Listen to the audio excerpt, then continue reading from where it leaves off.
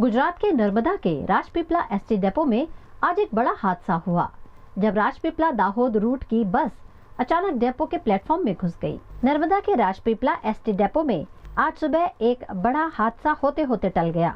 सुबह करीब 7 बजे राजपीपला दाहोद रूट की एक एसटी बस अचानक प्लेटफॉर्म के भीतर घुस गई। गनीमत रही कि उस समय प्लेटफॉर्म पर कोई यात्री बस की चपेट में नहीं आया। घटना के बाद डिपो परिसर में अफरा तफरी का माहौल बन गया। इस हादसे के पीछे बस के ब्रेक फेल होने या ड्राइवर की लापरवाही की आशंका जताई जा रही है। हालांकि दुर्घटना का वास्तविक कारण जांच पूरी होने के बाद ही स्पष्ट होगा। चा पीता था, घरे अहीं बैठा था, पछी तरत भागी गया। बस आती थी, पछी अमे आखू सदू ऊपर पड़ी गयु। पछी मैं मारी जाते खेसी लीधा। अमे बैठा था, अमने खबर नती। चा पीता था, एमने पीती थी, मैं चा पीती थी। आपने खबर थोड़ी कि बस આવી રીતે અંદર આવી જાય એમ। અમે પ્રતાપનગર થી દાહોદના છે જવાનું હતું। આપણા જે રાજપીપલા ડેપોની બસ હતી, બસ નંબર GJ18ZT 279 નંબરની ગાડી રાજપીપલા દાહોદ સવારે 7:15 કલાકે એના પ્લેટફોર્મ પર તે મૂકતા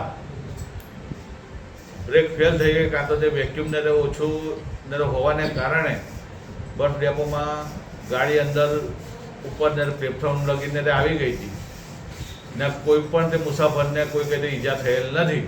નુકસાનમાં તો આ જ કહેવાય કે ડેપોનું આ બધી સીટ ને એવું તેવું ઉપર અમારે પેલું આપણે ને CCTV ને હતું એને જરાથી નુકસાન તો થયેલ છે। બાકી કઈ રીતે બસનો ખાલી કાચ ને ફૂટી ગયેલ છે, બાકી કોઈ કઈ રીતે નુકસાન થયેલ। આ અત્યારે અમારે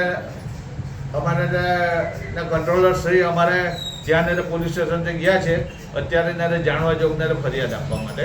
અમારા ડેપોની બસ ને હોય ને સાંજે એને આપણે મેન્ટેનન્સ ને બધું જ ને કરવામાં આવે છે, પણ હવે એને ડ્રાઈવર ભાઈની ભૂલ હોય કે ગમે તે કે કંઈ વેક્યુમ ને ભર્યા વગર ને તે ગાડીને આવવા દીધી હોય તો તે વેક્યુમ ન હોવાને કારણે કદાચ બ્રેક કદાચ ઓછી લાગે કે ના લાગે એવું તેવું ને બની શકે। આ ઘટના બનવાનું કારણ કે તે ડ્રાઈવર ભાઈની તે થોડી ઘણી ભૂલ કે વેક્યુમ ને ભર્યા વગર પણ તે બસ ને ઉપાડી હોય તો તે બ્રેક ને ઓછી આવે કે ના આવે કે એવું તેવું ને બની શકે।